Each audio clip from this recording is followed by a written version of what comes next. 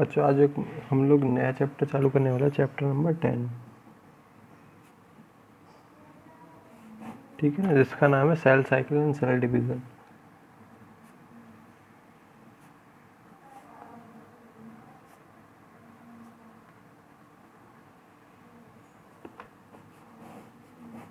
Cell cycle and cell division, ठीक है। Cell आपको पहले ही पता था, हमने पहले ही फर्स्ट चैप्टर में देख लिया था। सेल क्या है? बेसिक यूनिट ऑफ ऑर्गेनिज्म, या कह सकते हैं बेसिक यूनिट ऑफ बॉडी, ठीक है ना, बेसिक यूनिट ऑफ बॉडी। अब बात की जाए यदि सेल के फॉर्मेशन की, हमने पहले भी देखा था, एक साइंटिस्ट थे विर्चोव, ठीक है ना, एक साइंटिस्ट थे विर्चोव। इन्होंने कहा था ओमनिस सेल्यूला इज सेल्यूला, ठीक है ना। इसका मतलब था जो नई सेल्स का फॉर्मेशन होगा, इसका ओमनिस सेल्यूला इज सेल्यूला का मतलब था जितनी भी नई सेल्स का फॉर्मेशन होगा किससे होगा, जितनी पुरानी सेल्स होंगी इनसे क्या होगा, formation of new cells, formation of new cells from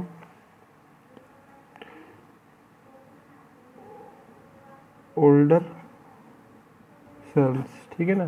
पुरानी सेल से ही क्या होगा, नई सेल्स का फॉर्मेशन होगा, इसका ये मतलब था ओमनी सेल्यूला ई सेल्यूला, ये कहा था विर्चोव ने, ठीक है। अब हम क्या कर देते हैं, एक सेल ले लें यहाँ पे, ओके, सेल ले लेते हैं। सेल के अंदर क्या पाया जाएगा, न्यूक्लियस पाया जाएगा। सेल के अंदर क्या पाया जाएगा, न्यूक्लियस। और न्यूक्लियस के अंदर पाए जाते हैं जेनेटिक मटेरियल।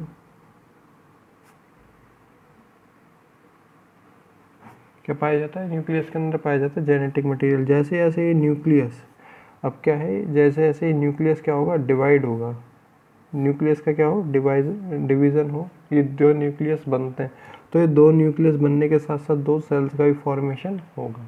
क्यों? क्योंकि न्यूक्लियस जो होता है is a controlling, nucleus is a controlling body of cell, ठीक है ना। सेल की क्या है, कंट्रोलिंग बॉडी है न्यूक्लियस, या कह सकते हैं सबसे ज़्यादा जो मेन पावर है, जितनी भी इंफॉर्मेशन पाई जाती है वो न्यूक्लियस के अंदर पाई जाती है, जेनेटिक मटेरियल के रूप में पाया जाता है, ठीक है। अगर ये न्यूक्लियस ही डिवाइड हो जाएगा तो इसका मतलब हम कह सकते हैं सेल का डिवीज़न हो चुका है, एक सेल से दो सेल्स का फॉर्मेशन हो चुका है, ठीक है ना, एक सेल से दो सेल्स का फॉर्मेशन हो गया है, इस प्रकार से कहा जा सकता है, ओके। तो यहाँ पे हमने ले लिया एक सेल ले लिया, ये क्या हो जाएगा, न्यूक्लियस हो जाएगा। इससे हम लोग बना देते हैं दो सेल्स,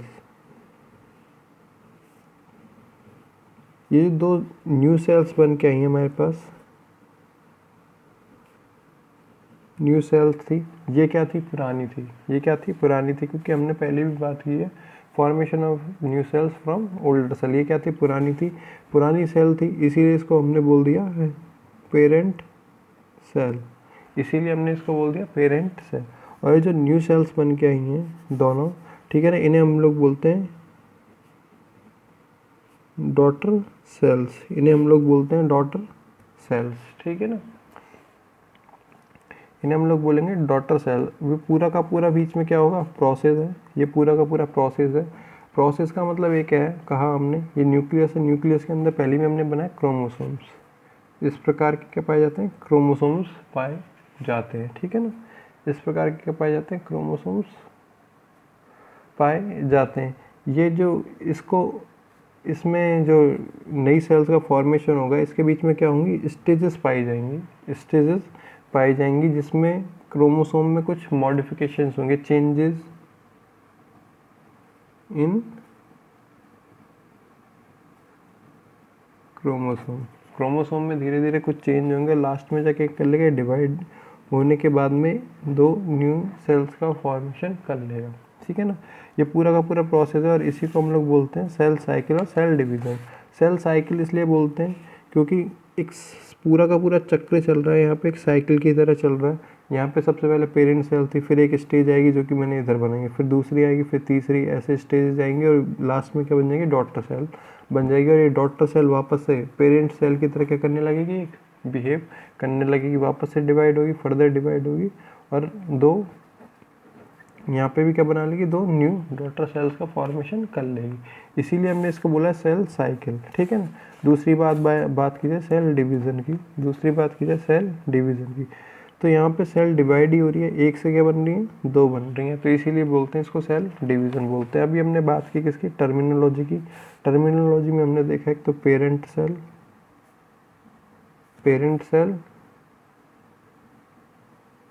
डॉटर सेल, ठीक है ना। पेरेंट सेल की बात की, डॉटर सेल की बात की। एक बात की हमने, ये जो न्यूक्ली सेल थी, सेल के अंदर न्यूक्लियस था, न्यूक्लियस के अंदर क्या पाए जाएंगे, क्रोमोसोम पाए जाएंगे। क्या पाए जाएंगे, क्रोमोसोम पाए जाएंगे जेनेटिक मटेरियल के रूप में। इसमें क्या होंगे, चेंजेस होंगे। अगर क्रोमोसोम के अंदर चेंजेस होंगे, अगर क्रोमोसोम के अंदर चेंजेस होंगे, ठीक है ना, तो सेल भी क्या हो जाएगी, आगे की तरफ ग्रोथ करेगी और सेल भी आगे फर्दर डिवाइड हो जाएगी, ठीक है ना। तो इसको आज चालू करते हैं हम लोग। सबसे पहले देखते हैं cell cycle.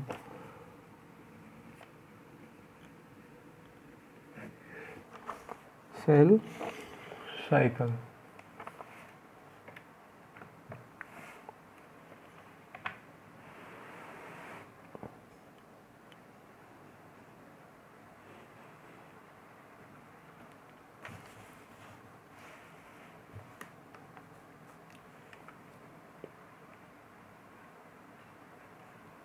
okay.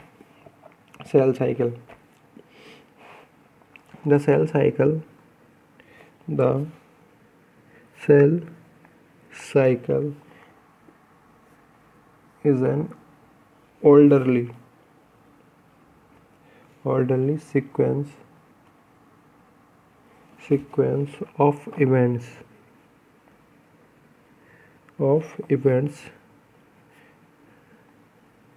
by which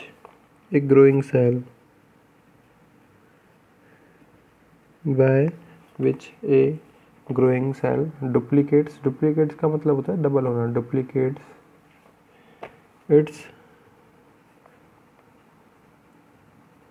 contents and divided into two cell cycle को क्या बोला है, एक सीक्वेंस है, ऑर्डरली सीक्वेंस है, जिसमें ओल्डर सेल्स जो होगी उससे क्या होगी, सेल्स डुप्लीकेट होकर ग्रो करेंगी और कितनी सेल्स बनाएंगी, डिवाइड इनटू टू, दो सेल्स का फॉर्मेशन कर लेगी, ठीक है ना, दो सेल्स का फॉर्मेशन कर लेगी। इसको हमने जो सेल साइकिल है इसको दो में बांटा हुआ है, आगे फर्दर डिवाइड किया हुआ है। एक होती है इंटरफेज, एक होती है क्या, इंटरफेज। बी होती है माइटोटिक फेज, जिसे एम फेज भी हम लोग माइटोटिक फेज, जिसे हम लोग एम फेज बोलते हैं। मैचुरेशन फेज भी ये कह देते हैं, मैचुरेशन फेज कहते हैं इससे अच्छा, मैचुरेशन फेज। ओके, तो सबसे पहले बात की जाए इंटरफेज की, एक ही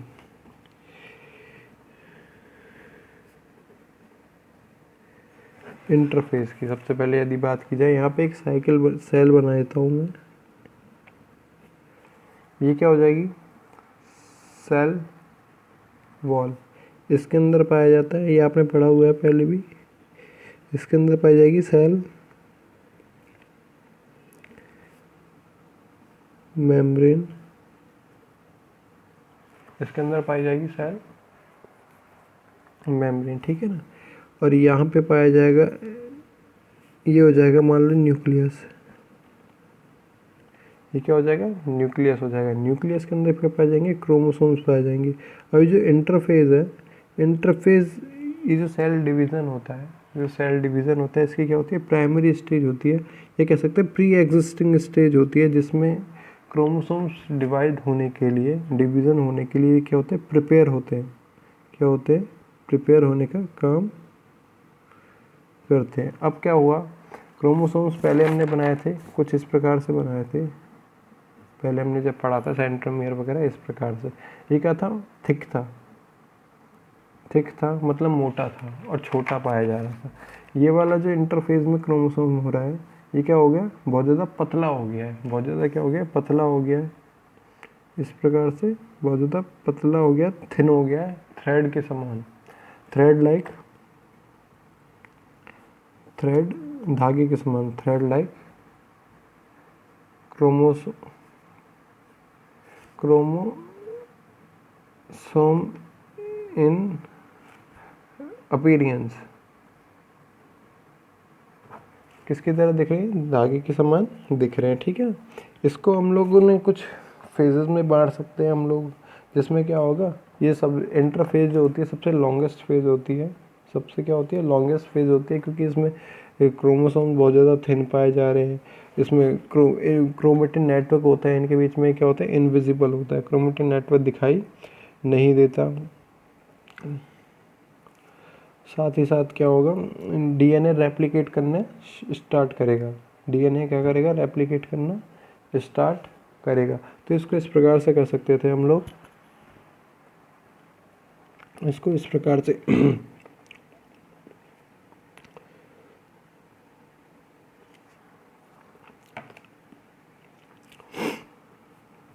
it is the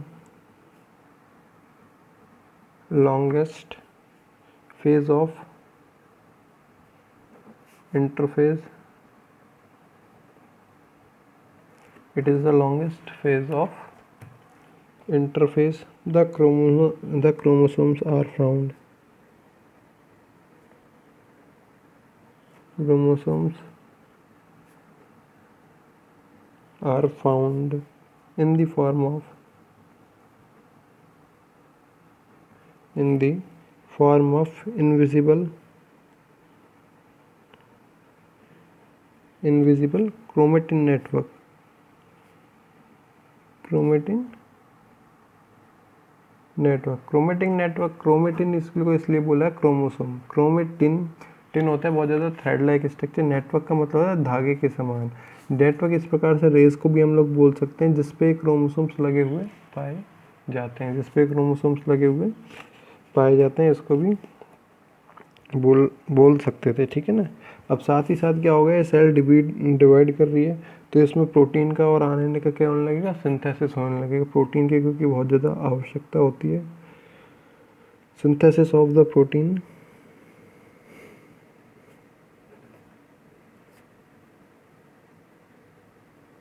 synthesis of the proteins and RNA which are required for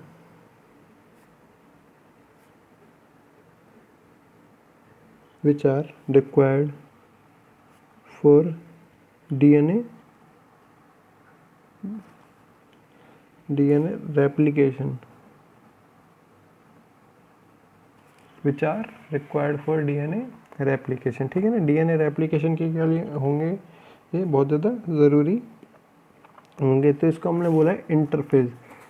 inter का मतलब ये भी कह सकते थे हम, फेज का मतलब तो होती है स्टेज, जैसे हम लोग बोलते हैं एक सीडी भी बोल सकते हैं, सीडी की तरह। इंटर का मतलब होता है दो को जोड़ने वाली, दो को जोड़ने वाली। अब जोड़ने से मतलब क्या है, यहाँ पे एक जो मैच्योर सेल थी,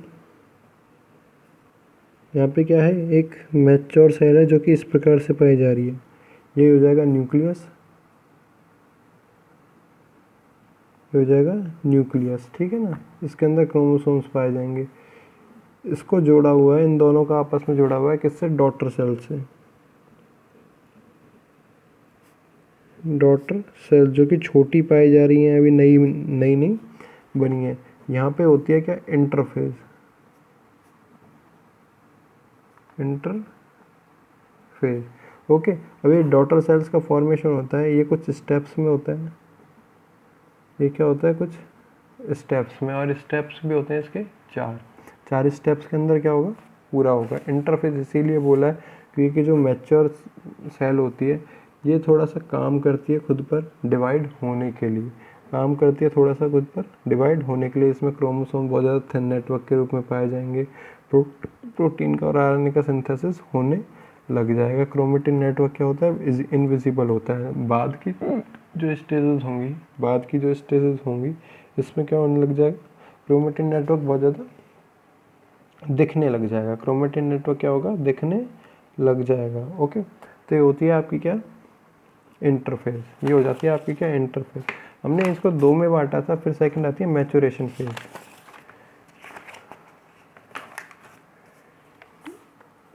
यहाँ पे बी आती है मैचुरेशन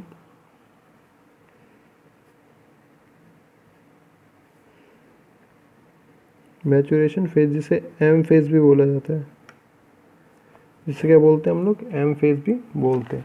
अब हमने यहाँ पे देखो 4 स्टेजेस बनाई हैं। यहाँ पे क्या बनाई है हमने, 4 स्टेजेस बनाई हैं, जिसमें जो सेल थी, पेरेंट सेल थी, जो कि कहती है पेरेंट सेल थी, या यहाँ लिख देते हैं मैच्योर सेल या पेरेंट सेल थी, ठीक है ना। ये डॉटर सेल्स का फॉर्मेशन करती है। सो इसके बीच में 4 स्टेजेस होती हैं, जिससे डॉटर सेल्स तक पहुँच पाती है, डिवीज़न तक पहुँच पाती है। इसको ही हम लोग बोलते हैं एम फेज या मैचुरेशन फेज। एम फेज या मैचुरेशन फेज। ड्यूरिंग